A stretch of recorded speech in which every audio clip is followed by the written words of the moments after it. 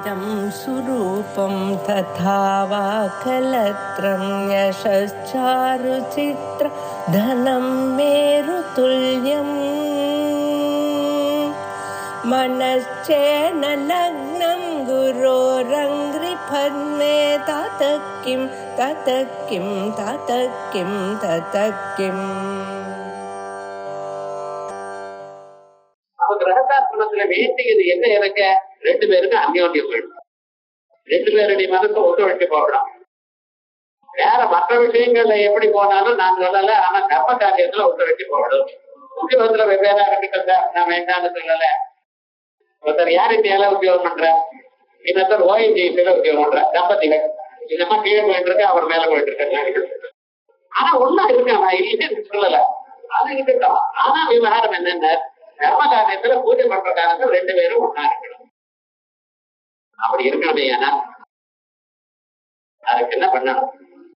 கடைசி வரைக்கும் 100 வயசு ஆசைக்காரரும் சௌக்கியமா இருக்கணும், உடம்பு அரோக திடகாத்திரமா இருக்கணும், நாமும் அத்தனை இப்படி இருக்கணும். அப்படின்னு சொன்னா அதுக்கு என்ன வழி அப்படின்னு கேட்கும் பொழுது அதுக்கு சொல்றார் இந்த மந்திர சுதாமப்யாஸ்வாத்ய பிரதிபய ஜரா மிருத்யுஹரணி விபத்யந்தே விஸ்வே விதிஷத்யமகாத்யாதிவிகதः கராளம் யஸ்வேலம் கமலிகமலகாலகலன நசம்போஸ்தமூலம் அவஜனனி தாடங்க மகிமா சுதாமப்யாஸ்வாத்ய. தேவதைகள்னா என்ன பண்ணினா அமிர்தத்தை பருகினா. எதுக்காக அமிர்தத்தை பருகணும்? அமர அனந்தரா தேவா அப்படின்னு தேவதைகள்னா மரணம் இல்லாதவர்கள். அவனுக்கு திரிதசான்னு பேர். நமக்கு குழந்தை பிறந்து இருக்கு, அதுக்கப்புறம் பால்யமா இருக்கு, பால்யமான பிறகு யவனமா இருக்கு, யவனமான பிறகு நடு வயசு, நடு வயசான பிறகு ஓல்டேஜ், அதுக்கப்புறம் மரணம். இப்படி 6 நிலைகள் உண்டு ஒவ்வொரு மனிதனுக்கும் அல்லது ஒவ்வொரு பொருளுக்கும் வச்சுக்கலாம். நியாயதே பிறக்கிற, அஸ்தி இருக்கிறது, வர்த்ததே வளருகிற, இப்படி எல்லாம் இருக்கு.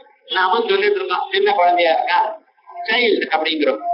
அதுக்கப்புறம் நடு வயசு, அதுக்கப்புறம் யவனம் யூத்துங்கிறோம், அதுக்கப்புறம் பரிணமித்தமான புள்ளி குரோன் அப்படிங்கிற இவன்ல, அதுக்கப்புறம் ஓல்டேஜ் அப்படிங்கிறோம். இத்தனை தசைகளும் இவனுக்கு இருக்கு. ஆனா தேவதைகளுக்கு அவைகள் கிடையாது.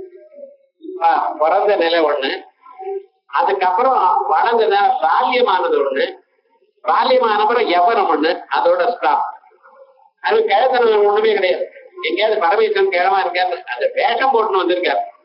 அந்த வேஷம் எல்லாரும் போட்டுக்கிறாரு டிவியில, அந்த வேஷம் இல்லை. ஆனா விவகாரம் என்னடா, அதோட சரி.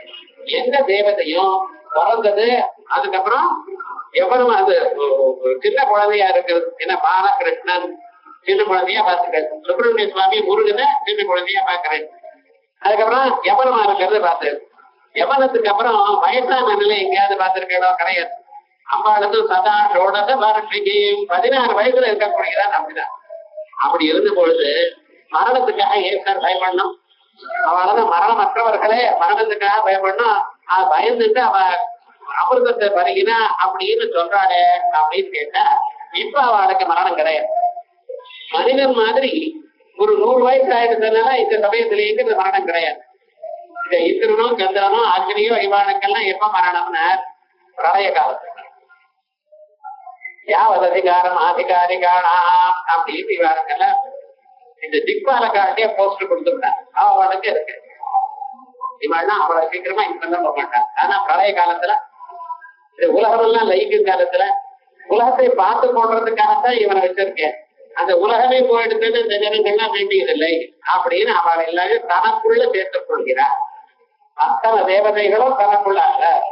இந்த தேவதைகள்ல அந்த பரமாத்மாவுடைய ஒரு மயூகங்களாக, கிரணங்களாக, ஒரு ஆஸ்பெக்டாக வந்திருக்கு.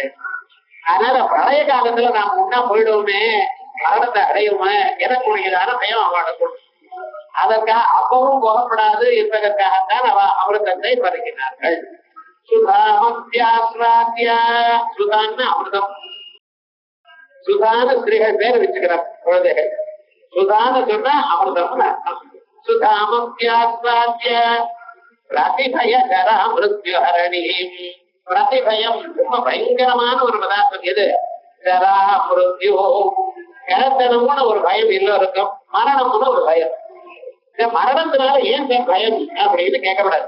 ஏன்னா எல்லோருக்கும் ஒரு பயம், இது ஒரே ஒரு பயம் தான் உலகத்துல. நம்ம இதுவரைக்கும் அனுபவிக்காத விஷயத்துல பயம். தேவை கண்டா பயம், காம கண்டா பயம், வேற ஏதோ கண்டா பயம், நெருப்பு கண்டா பயம். ஏன்னா சுட்டுவிடும், எப்போ ஒரு தரம் சுட்டுருக்கு. அதனால கிட்ட வந்து அம்மா அப்படிங்கிறான், தொடர்றதுக்கு முன்னாலே ஓடி போயிடுறான். என்ன சுவாமி அதை கண்டா பயம். இப்ப வர வர என்னன்னா கொசு கண்டா பயமா இருக்கு. என்னடா எதை ஸ்வைன் ஃப்ளூங்கிறான், என்னமோ எதை கண்டா மனுஷனுக்கு பயத்துக்கு இடமே இல்லை. எல்லாத்துக்கும் என்னென்ன பிராணம் நேரம் அவ்வளவு பயம். இந்த சரீரத்தை விட போயிடுமோ பிராணம் அப்படின்னு ஒரு பயம். அது எத்தனை நாளானாலும் அந்த பயம் போக மாட்டேங்கிறது.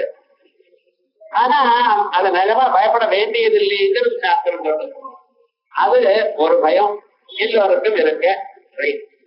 ஆனா அதை விட இன்னொரு பயம் என்ன தெரியுமா, நான் இந்த கிழத்தனம் அதுக்காக ரொம்ப பயப்படுறேன். என்ன ஆச்சுன்னு கிழத்தனல்ல என்ன ஆகுமோ என்னமோ, நம்ம எழுதுக்கிறது கட்டமாயிடுமோ, உட்கார்றது கட்டமாயிடுமோ, நடக்கிறது கட்டமாயிடுமோ, நமக்கு துணையாக என்ன இருக்கணுமோ, குழந்தைகள்லாம் நம்ம பக்கத்துல இருக்கானோ, இப்படி எல்லாம் பயப்படுறான். பயந்ததுனால ஒண்ணும் ஆகாது. பயப்படாம இருக்கிற வாழ்க்கையெல்லாம் வரும்னு நினைக்காதீங்க. ஏன்னா இருந்தா அப்புறம் வந்து போயிடுறேன் சார், கீழே விழல போயிட்டான். இவ்வளவு பயப்பட்டு எல்லாம் அரேஞ்ச் பண்ணி அது பண்ணிட்டு இருக்கான். ஆனா ரொம்ப சிரமப்படுறான். உலகத்துல இன்னதுன்னு சொல்ல முடியாது, எல்லாம் பகவத் அனுகிரகம் தான். ஆனா பயந்து பிரயோஜனம் இல்லை. இந்த ஜரா, இந்த கிழத்தனம்ங்கிறதுங்கிறதுல ரொம்ப எல்லோருக்கும் பயப்படுறது, ரொம்ப வருத்தத்தை கொடுக்கக்கூடியது. ஜரா மிருத்யுஹரணி அதிபய ஜரா மிருத்யுஹரணி விபத்யந்தே விஸ்வே விதிமகசகாத்யாதிவிஷதா. இப்படி விதி பிரம்மதேவர், சதமகர் 100 யாகம் பண்ணியதான இந்திரன், இப்படிப்பட்டவானே பயப்படுற சுவாமி. ஆனா கராளம் எத்வேடம் கவலிதமத, விஷத்தை குடிச்சுட்டார் பரமாத்மா ராமேஸ்வர். கபலம் பண்ணிட்டார். அந்த விஷத்தை எதிர்த்து வந்தது ஆறாகல விஷம், ஒரு ராத்திரியை எரிக்கிறது. எரிக்கும் பொழுது இந்த விஷத்தை என்ன பண்ண கையில வாங்கிட்டார். மற்ற தேவதைகள்ல ஓடி போயிட்டாராம். என்ன ஆச்சுன்னா இந்த விஷமாச்சு நம்மளை எரிஞ்சு விடுமோ, சில விஷங்கள் மேல பட்டாலே எரிஞ்சுவிடும். சில விஷங்கள் அத நாக்கில பட்டாதான் அது எரியும். உடம்புல வேற எங்க விட்டாலும் ஒண்ணும் ஆகாது. விடுந்த கையில தொட்டா ஒண்ணும் ஆகாது. ஆனா அது உடம்புல பட்டா அது முள்ள கொஞ்சம் நபராது. பாம்பு தேடு கிடைச்சதுன்னு வச்சுக்கல, அந்த இடத்துல கயிறு போட்டு கட்டிவிட்டு ரத்த பிரசாரம் போகாம இருந்தா உடனே ஆகாது. டாக்டர் நம்ம நாள் கொஞ்சம் நல்லா தெரியும். ஆனா நாக்கில பட்டா சில விஷம் போயிடும். நாக்குக்கு வரப்படாத விஷம் அது வந்தது, ஏன்னா அவன் சீரமா போயிடுவான். அதனாலதான் கயிறை கட்டுங்கிறான். பாம்பு கடிச்சது, தேள் கடிச்சது, நாக்கு வரைக்கும் போகக்கூடாது. நாக்குல சில விஷம் போட்டேன்னா அது அங்கேயே எரிஞ்சு விடும். சைனைட் எல்லாம் நாக்கில விட்டு ஃப்ரெஷ்ஷா இருக்கணும். அப்படி சில பதார்த்தங்கள் அது உடம்புல பட்டாதான் விஷம், சில இடத்துல உடம்புல நாக்கில பட்டாதான் விஷம். சில பதார்த்தங்கள் அது மூச்சு காத்த வழியா உள்ள போனா போதும். விஷமான பதார்த்தங்கள் மூச்சு காத்த வழியா போயிடுதுன்னா அப்போ பிராணல போயிடும். இப்படி இல்ல. ஆனா இந்த ஆறாகல விஷம் இருக்கிறத இது வந்து உடம்புல பட்டா போயிடும். அதனால எல்லாம் மற்ற தேவதைகள்லாம் ஓடி போயிட்டாலும் அந்த இடத்துல பரமேஸ்வரன் கத்த அவர் மூலத்தையும் காப்பாற்றணும் எனக்கூடியதான ரசத்தோட இருக்கிறவர். அவர் என்ன பண்ணினா அந்த கையில வாங்கி அல்வா சாப்பிடற போல சாப்பிட்டான். இப்படி சாப்பிட்டு இருக்கிறேன் அம்பாள் பக்கத்துல பார்த்தேன். பரமேஸ்வரன் சாப்பிட்ட ரொம்ப நல்ல காரியத்தை பண்ணிட்டேன். இது ராஜகார விஷம் சாப்பிடுறதுக்கு காரியமா அப்படின்னு நினைச்சாடா இல்ல, உலகத்துக்கு நல்லதை பண்ணணும், அதை பண்ணினார். ஆனா அக்கறை அம்பாளுக்கு இன்னொரு கவலை இருந்தது. என்ன கவலைன்னு, இந்த பரமேஸ்வரன் இந்த வெளியில இருக்கக்கூடியதான 14 புவனங்களையும் காப்பாற்றணும் என்று உட்கொண்டார் இடத்தை. ஆனா அவர் இவாளை காப்பாற்றணும் எனக்கூடியதான ஒரு ஆத்திரத்துல இந்த காரியத்தை பண்ணிவிட்ட விழுங்கிட்ட. அவர் வயதுக்குள்ள இன்னொரு 14 உலகங்கள் இருக்கு. இவர் உள்ள விழுங்கினார்னா அங்க இருக்கிற ஜனங்கள்லாம் கவலைப்படுவாங்க. இவரும் விழுங்கிட்டார், ஞாபகம் இல்ல. சில சமயத்துல அவசரத்துல பண்ணி விடுவான். என்ன பண்றதுன்னு கிட்ட வந்து என்ன பண்ணார், அந்த நெறி கழுத்து அப்படி தோட்டம் கழுத்து பொழுது கசக்கி விட்டா போயிட்ட அப்படின்லாம் சொல்லாதீங்க. அப்படின்னு தொட்டா விஷமம் அமிர்தம் பவே அமிர்தம் விஷயா. அது அமிர்த சஞ்சீவினி வித்யா. இந்த அமிர்தத்தினால இந்த விஷத்தையும் அமிர்தம் ஆக்கிவிட்டேன். ஆனா அந்த அம்மா தொடர்றதுக்கு முன்னால அந்த காலமானது கருத்து போச்சு. அந்த விஷம் தன்னுடைய எஃபெக்ட காட்டி இந்த பரமேஸ்வரன் தொட்டதுமே என்ன ஆயிடுது, அந்த விஷத்துக்கு அந்த பவர் போயிடுது, அது அமிர்தமா ஆயிடுது. அப்ப பிராணனை வாங்கக்கூடியதான விஷமானது எந்த பரமேஸ்வரன் உலகத்தை நியமனம் பண்ணக்கூடியதான பரமேஸ்வருடைய கழுத்தையும் கருப்பா ஆக்கிறதான அந்த விஷமானது அம்பாட்டியை கைப்பட்டதுமே என்ன ஆயிடுது, அதனுடைய சக்தி போயிடுது, அத சுகாமாக ஆயிடுது, அமிர்தமா ஆயிடுது. கடாலம் என்றேடம் கமலிதவதா. அன்றிலிருந்து பரமேஸ்வரன் எப்பொழுதும் ஒரு ஆனந்தமா. ஏன்னா இது போல ஆசைக்காரி கிடைக்குமா? என்ன சக்தி, என்ன சக்தி! உலகத்தையே இருக்கக்கூடியதான ஒரு காலத்துள்ள விஷத்தையும் ஆலம்னா யமதர்மராஜா மரணம், அதனுடைய கூட்டம் காலக்கூட்டம். எல்லா மரணத்தையும் எல்லோருக்கும் மரணத்தை கொடுக்கக்கூடியதான இந்த விஷத்தையும் அமிர்தமாக ஆக்கக்கூடியதான ஒரு அபாரமான ஒரு சக்தியை கண்டேனே. சில பேர் சொல்லுவா, எனக்கு அது இருக்கு இது இருக்கு, அது தெரியும் தெரியும், ஒரு நல்ல அற்புதமா சமைப்பேன் மாத்துக்காரு. ஆனா என்னன்னா டெய்லி ஆத்துல சமையல் கருத செய்வேன். நான் ஏன் சமைக்கணும்? இப்படியே ஆயிடுது. அதுக்கப்புறம் பையனும் பிறந்தா மாட்டு மனம் வந்தாச்சு. இப்ப சமைக்கப்படாதான். இப்ப நான் ஏன் சமைக்கணும்? மாட்டு மனம் வந்தாச்சு. இந்த மாதிரி சின்னவளா இருக்கிறோம், மாமியார் வந்து அவ சமைச்சிட்டு இருக்க. இந்த மாட்டு நடுவாரத்துல சமையல்காரி வந்து சமைச்சிட்டு இருக்க. இப்ப மாட்டு மனம் வந்திருக்க சமையல்காரியை நிறுத்தியாச்சு.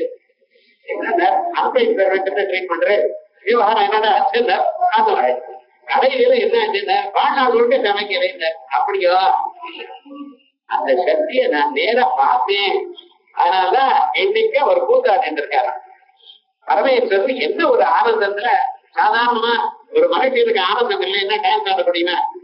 வேற வழி இல்லைன்னு அவ்வளவுதான். மனசு கவலை இருந்தாலும் டான்ஸ் ஸ்கூல் நடத்துறேன், என்ன பண்றது, ஆடிங்க அடிக்கணும் அப்படின்னு அது வேற.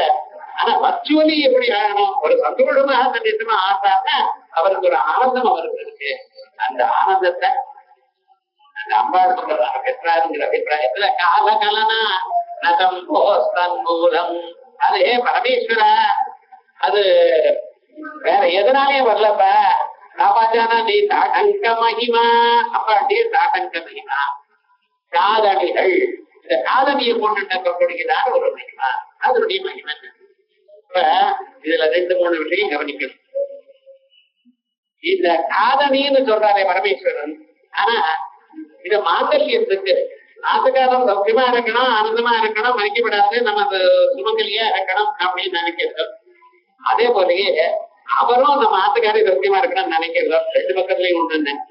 ஸ்திரீகளுக்கு மட்டும் சௌமங்கல்யம் இல்ல, இவாளுக்கும் உண்டு. அவளை சொல்றது இல்ல லோகத்துல, அவ்வளவுதான். விவகாரம் என்னன்னா அவளுக்கும் அந்த ஆத்துக்காரி இல்லாத போனா வீதூர்னு பேரு. இனிமேல கர்மா பண்ண முடியாது. கர்மா பண்ணோம்னா அவர் இருக்கிற பரியந்தம் தான். அதனால ஆத்துக்காரிக்கு அக்னிஹோத்திரம்னு ஒரு நிக்கு நேம் வச்சிருக்காங்க. ஏன்னா நெருப்பு மாதிரி சொல்றவள் அர்த்தம் இல்ல. அந்த அம்மா இல்லைன்னா அக்னிஹோத்திரம் பண்ண முடியாது. தினந்தோறும் காலம் கழித்து அக்னிஹோத்திரம் பண்ணணும்னா அந்த அம்மா இருக்கணும்.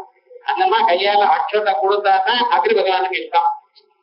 அந்த அம்மா வையராசாரு ஒரு மாதிரி இருக்காது. எதுவா இருந்தாலும் சரி, அந்த அம்மா கையால தொட்டு அக்னிஹோத்திரம் போட்டாதான் அக்னிஹோத்திரம் பகவான் கொடுப்பாரு. எவ்வளவு ஒரு அட்ஜஸ்ட்மெண்ட் கொடுத்துருக்கான்னு பாருங்க. நம்ம ஊர்ல நம்ம தேசத்துல என்னமோ ஏதோங்கிற கிரகஸ்தாசிரமத்துல ஈக்குவல் இம்பார்ட்டன்ஸ் அது தெரியாம உமன் லிபரேஷன் மூவ்மெண்ட் ஏதோ சொல்லிட்டு எங்களெல்லாம் இது பண்ணினான்னு சொல்லிட்டு இருக்க. அது புரியல. வர்ச்சுவலா அதுக்கு என்ன காரணம் தெரியுமோ? நான் நீங்க எடுத்து சொல்லல. ஒரு வீடுன்னு சொன்னா அந்த ஸ்திரீயை தான் வீடுங்கிறது. வீடுன்னு சொன்னா அந்த வீட்டுல ஸ்திரீகளுக்கு தான் வீடுன்னு பேரு. இவர் அந்த வீட்டுக்கு ஒரு மேனேஜர் அவ்வளவுதான், பாத்துக்கிறதுக்கு. அந்த மாதிரி சிஎம்டி இவர் வெறும் மேனேஜர் தான். இதான் காசம் கொண்டு கொடுக்க வேண்டியது, விவகாரம் பண்ண வேண்டியது. என்ன சாஸ்திரம் அப்படி சொன்னது. ஒரு வீடை பார்க்கணும்னா அந்த வீடு எப்படி இருக்குன்னு அந்த வீட்டுக்காரியுடைய விவகாரம் அந்த வீடை பார்த்தது. எப்படி இந்த வீட்டை வச்சுட்டு இருக்கான்னு சொன்னாலே அந்த ஸ்திரீ எப்படிப்பட்டவள்ள தானா தெரியும் அப்படின்னு. அது மாதிரி சாதாரணமான ஒரு பதார்த்தமா இருந்தாலும் இவருக்கும் அதுல ஒரு பங்கு உண்டு. அப்ப அந்த அம்மா 100 வயது இருக்கணுங்கிறது இவருக்கும் ஒரு. அதே போல இவர் இருக்கணுங்கிறதுனாலே அந்த அம்மாவுக்கு ஒரு கௌரவம். அப்ப அந்த அம்மா சுமங்கலியாவே இருக்கணும்னா சௌமங்கல்யத்துக்கு சின்னமாக நம்ம என்ன வச்சுட்டு இருக்கோம்? மாங்கல்ய சூத்திரம் ஒண்ணு வச்சுட்டு இருக்கோம். அதான் அந்த மாங்கல்ய சூத்திரத்தை கட்டும் பொழுது நம்ம என்ன சொல்லிட்டு இருக்கோம், மாங்கல்ய தந்துனா அனேனா, இந்த மாங்கல்ய தந்துன்னு சொன்னா அந்த மஞ்சள் கயிறு, அண்டே பத்னாமி சுபகே ஜீவாம சரதம், 100 வயது இருக்கும் அப்படின்னு சொல்லிட்டு தான் கட்டிட்டு இருக்கு. அந்த மாங்கல்ய கயிறு கடைசி வரைக்கும் இருக்கணும், நம்ம சுமங்கல்யா இருக்கணுங்கிற எண்ணம். அப்ப மாங்கல்ய ஆபரணம்னு அதைத்தானே சொல்லணும். அதை விட்டு இதையும் சொல்லிட்டு இருக்க, காதலையும் ஏன் சொல்லிட்டு இருக்க, இது ஒண்ணு. அதோட இல்லாம சௌபாகிய ஆபரணம்னு நம்ம சிலது இருக்கணுமே, ஒவ்வொருவருக்கும் தர்மசாஸ்திரம் சிலது சொல்றது. மாங்கல்ய சூத்திரம் 1, 2 காதலையும் காதலிகள், அதே போல 2 கையிலையும் ஒவ்வொரு கையிலையும் 2 வளையல். சார் ஒரு கையில ரிஸ்ட் வாட்ச் கட்டுக்கணும் சார், வளையல் எல்லாம் நல்லா இருக்கா சார், அது ஒரு இஷ்டம் சாஸ்திரம். சாஸ்திரம் என்ன சொல்லியிருக்கோ அதைத்தான் சொல்ல வேண்டியது. அது அவாவாண்டியத்தை நீங்க வாதம் பண்றது இல்லைங்கிறது அவ சௌகரியம், அதை சொல்லாது. ஆனா வாதம் பண்ணணும், எப்படி இருக்கணுமா இப்படி இருக்கணும், இப்படி சாஸ்திரம் சொல்லுது. அதே போல கார்ல வெட்டி இதெல்லாம் கேட்கக்கூடாது. இதனாலதான் சீதா தேவி ராமாயணத்துல மேல ராவணன் எடுத்துட்டு போகும் பொழுது தன்னுடைய ஆபரணங்களை சிலது எடுத்துட்டு போட்டான். அந்த ஆபரணங்கள் எடுத்து கட்டி மூட்டையா கட்டி கீழே போட்டான். என்னைக்காவது போற வழியில தெரியாத அவ இந்த வழியா போனான்னு அவனுக்கு ஒரு ஐடென்டிஃபிகேஷன் இருக்குன்னு போட்டான். அது சுக்ரீவனுக்கு கிடைச்சது. அது சுக்ரீவன் அதை எடுத்து காட்டுறான். காட்டும் பொழுது அங்க இருக்கக்கூடியதான ஆபரணங்கள் இது சீதா தேவிக்கானா அப்படின்னு ராமன் லக்ஷ்மணனை கேட்கிறார். நாகம் ஜானாமி கேயூரே நாகம் ஜானாமி குண்டலே, கேயூரங்கள் எனக்கு தெரியாது, விதவளையர்கள் எனக்கு தெரியாது, குண்டலங்கள்லாம் எனக்கு தெரியாது, அது என்னன்னு தெரியாது. இத கார்ல பட்டி போட்டு பார்த்ததுல அது மட்டும் எனக்கு தெரியும், ஏன்னா தினமும் நமஸ்காரம் பண்ணும் பொழுது கண்ணுல விடும் அப்படின்னு. அதனால மற்ற விஷயங்கள் காதலிகளையோ இதுலயோ அப்பா போட்டுட்டே இருக்காங்க. இது என்ன தெரியுது, தர்மசாஸ்திரம் இது எப்பொழுதும் தெரியாது. அந்த காதலிகளை நீங்க என்ன பண்றது, இப்படி டிசைனா போட்டுக்கிறதா நான் சொல்லல. காதுல ஏதாவது இருக்கணும். காதுல வடையிலே போட்டுக்கிற சில பேர் செங்கிலியை போட்டுக்கிறேன். ஆனா காதுக்குன்னு ஒண்ணு இருக்கணும். பழைய நாள் ஓலைய போட்டுக்கலாம், காது ஓலையன்னு ஒண்ணு இருந்தது, அந்த ஓலையே போட்டிருப்பான். அது அம்பாளுக்கும் போடுறது வழக்கம். அது அந்த இடத்துல ஒண்ணு போடணும்னு இருக்கு. அத சாஸ்திரம் காது புத்தகத்துக்கு ஒரு கல்யாணம் ஒரு சம்ஸ்காரம் இருக்கும்.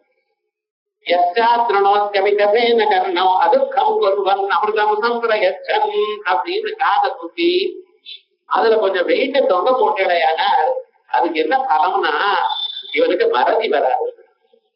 ஏன் சார் காதை குத்துறது, எனக்கு தட்டாதான் காதை குத்தினான் அப்படின்னு கதை பேசிட்டு இருப்பான். இது எதற்காக சொல்ற, காது எதற்காக குத்தணும்? அந்த காதை குத்தினா அந்த காதை விரல குத்திட்டு விடுறது இல்ல, அங்கே கடுக்கன் போட்டுக்கணும். போட்டுட்டு என்ன ஆகும்னா அது மெமரி ஜாஸ்தியா இருக்கு. மெமரி பிரச்சனை மறந்து விடுக்கிறாங்க. இதுல ரொம்ப கஷ்டம். நிஜமா இதுன்னு இந்த நரம்பு அதோட சம்பந்தப்பட்டிருக்கு. இந்த சரீரத்துக்குள்ள பயஸ்வனி போட்டா சங்கினி அப்படின்னு நரம்புகள்லாம் இருக்காங்க. இந்த காதுல இருந்து பிரெயினுக்கு போகக்கூடியதான் நரம்பு இருக்கு. அதுல ஒண்ணு போட்டேன்னா அந்த வெயிட் அங்க தொங்கிட்டே இருக்குமே, ஏன்னா அந்த ஞாபக சக்தி மேதா சக்தி ஜாஸ்தி வரும் அப்படின்னு சொல்றோம்.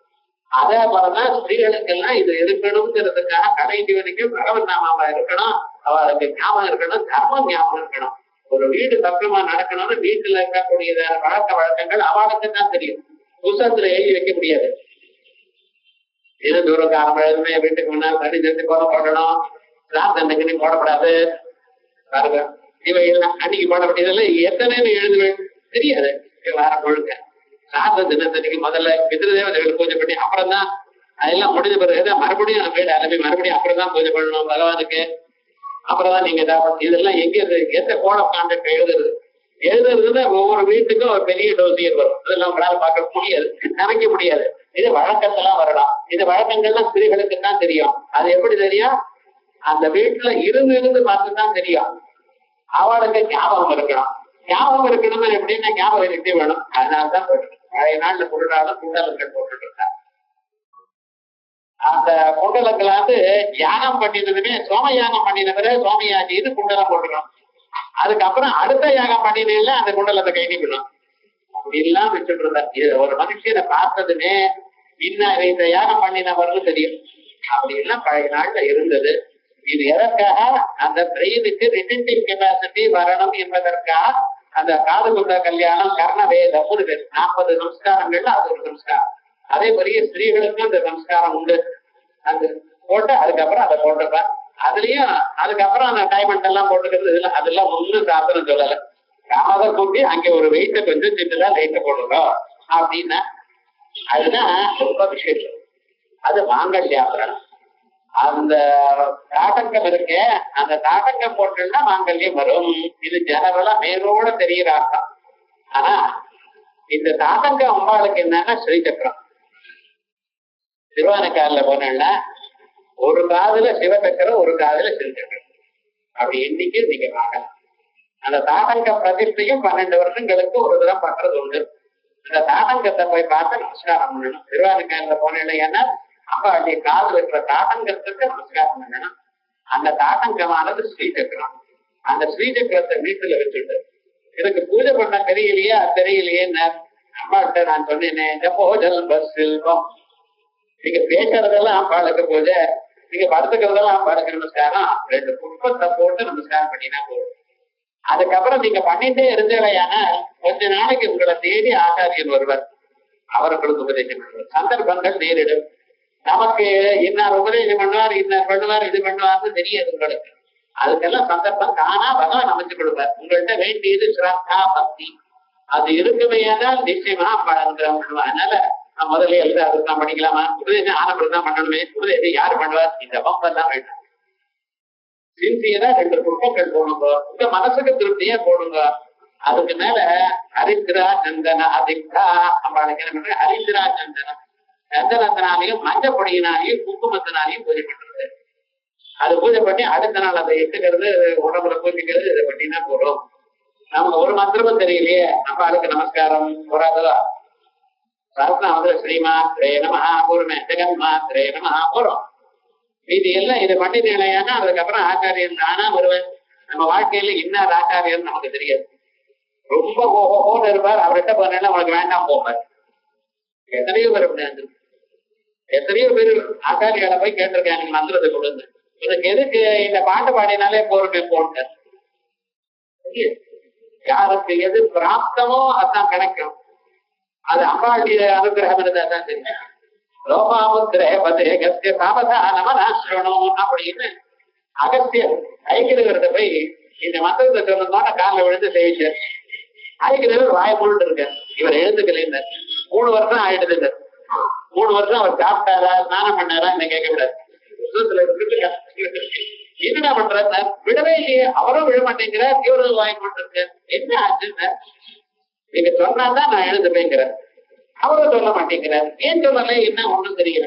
அதுக்காக அப்பா நீங்க பிரத்யட்சம் பிரத்யட்சமாயி ஐக்கிறவரை நீங்க இவருக்கு சொல்லலாம் அப்படின்னு வர்ணிச்சு கொடுத்தார். அதுக்கப்புறம் திருஷத்தைய உபதேசம் கிடைத்தார். ஏன் சுவாமினார்? ரொம்ப கஷ்டம். இவருடைய ஆத்துக்காரு இவரோட வெளியே பெற்றார். அதனால்தான் லோகாமுத்ராபதே கஸ்மியான்னு சொல்றது. ஆகையா பக்கம் நீங்க கொடுக்கலான்னு. அதுக்கப்புறம் கொடுக்கப்படாத முன்னாலேயே அம்மா ஐக்கிறவருக்கு பிரத்யட்சமா சொல்லியிருக்கேன். இந்த திருஷதியை கொடுத்துருக்கேன். இதுக்கு அதிகாரம் இருக்கிறவான சொல்றது மற்றவருக்கு சொல்லப்படாதுன்னு இருக்கேன். இவருக்கு அதிகாரம் இருக்கா இல்லையா? இவருக்கு என்ன சொல்லப்படாதுன்னு அம்பாளுடைய ஒரு கருவு. அதனால என்னன்னா சொல்லலை. இவர் இப்ப வேற வழி இல்லை. இவர் அடம் முடிச்சிருக்கார். அதனால அம்பாளை எதிர்த்து வந்து சொன்னாலாம் அப்படின்னு. அதனால நமக்கு என்னன்னு தெரியாது. லோகத்துலதான் பிரசித்தமா இருக்கிற அவர் லேட்டரைட்ல ஒரு 27 டைட்டில் ஸ்ரீவித்யா உபாசகா, ஸ்ரீவித்யா மாத்ராங்க, ஸ்ரீவித்யா பஞ்சகா எப்படி எழுதியிருக்கார் அப்படின்னு சொல்ல முடியுமா? யார் நிஜமாக பிரார்த்தனை பண்ணிட்டு இருக்காரு யாருக்கு தெரியும்? ஆகையா நம்ம பண்ண வேண்டியது ஸ்ரீசக்கரத்தை ஆசிரியர் நான் வச்சுக்கலாமா? ஸ்ரீசக்கரா இந்த சரீரமே ஸ்ரீசக்கரம். அதை யாரும் வச்சுக்கப்படாது. எல்லோரும் பூஜை பண்ணிடலாம்.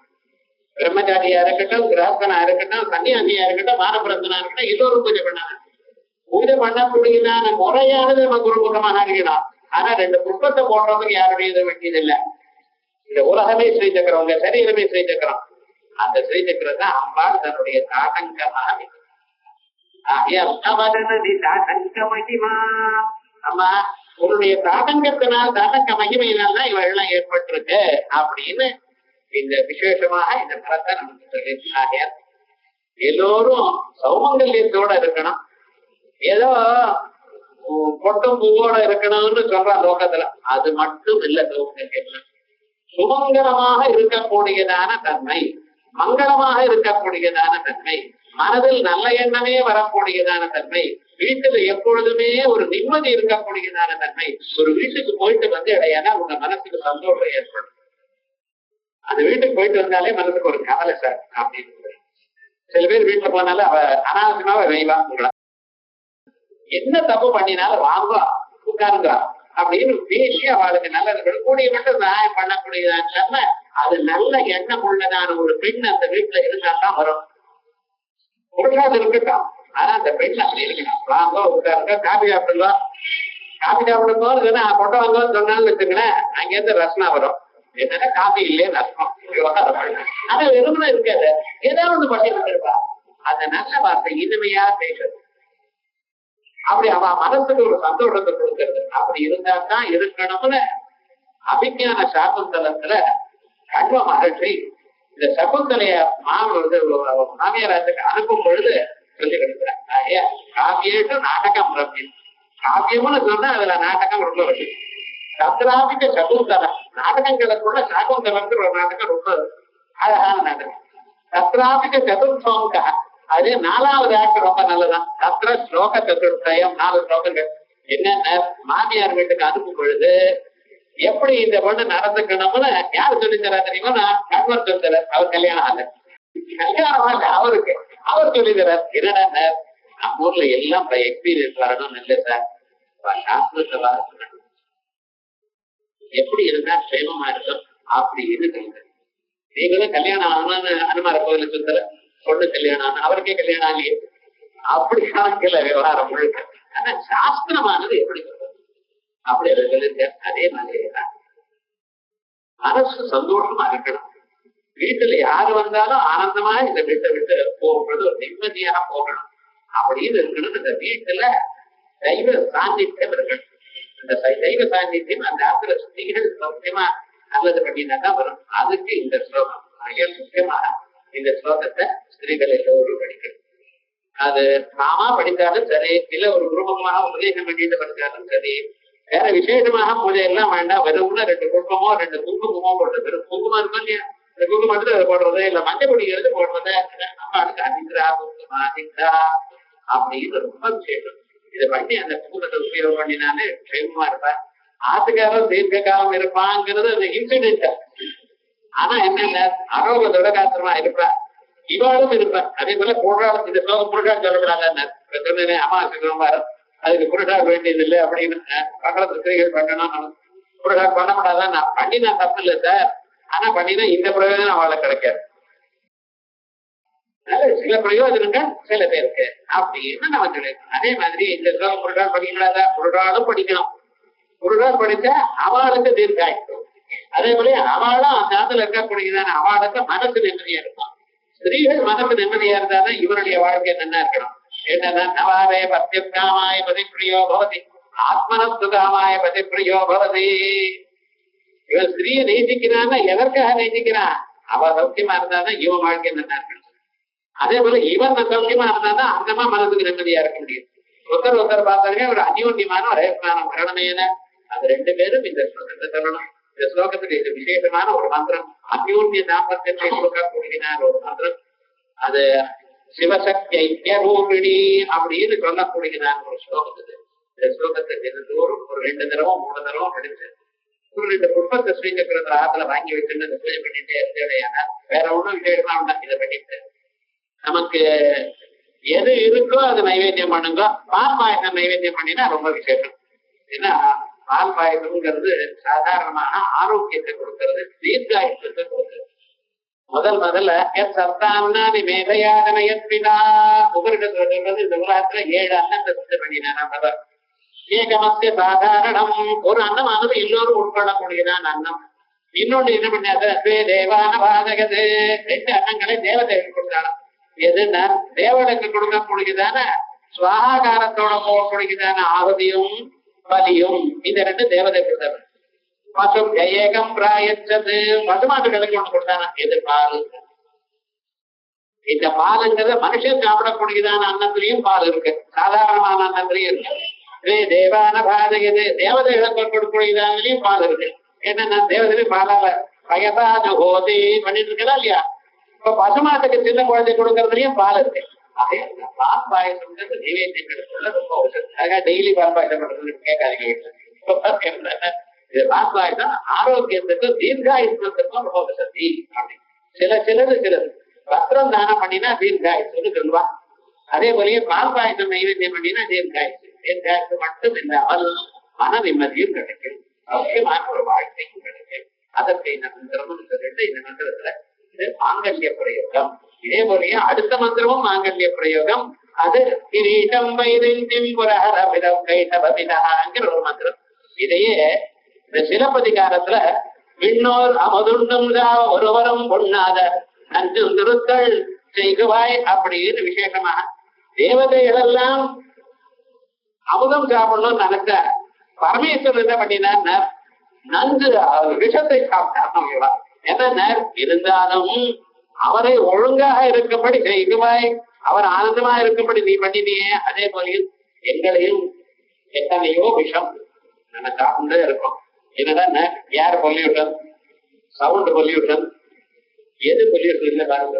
நம்ம உட்கொள்ளக்கூடியதான ஒவ்வொரு ஆகாரத்திலையும் காத்துலயும் பொல்யூஷன் தான். சப்தங்களும் ஒரு நல்ல சப்தம் கேட்கறதா, எங்க பார்த்தாலும் அடி குத்து தான் கேட்கறது தவிர யாருமே பேப்பர் படிச்சதுன்னா ஏதாவது நல்ல நியூஸ் இருக்கும் ஒன்றும் தெரியலையே. ஆனா இவ்வளவு விஷயத்துக்குள்ளேயும் நம்ம இருக்கோம்னு சொன்னா அப்ப அடி அனுக்கலாம். அதே போல அப்படி ஒரு சமூக கல்வியை எல்லோருக்கும் ஏற்படணும்னு சொன்னா அதுக்கு இந்த மந்திரம்னு சொல்லி இந்த மந்திரம். அடுத்தது கிரீடம் வைரஞ்சும் எனக்கூடியது, அதுவும் மாங்கல்ய பிரயோகம். இத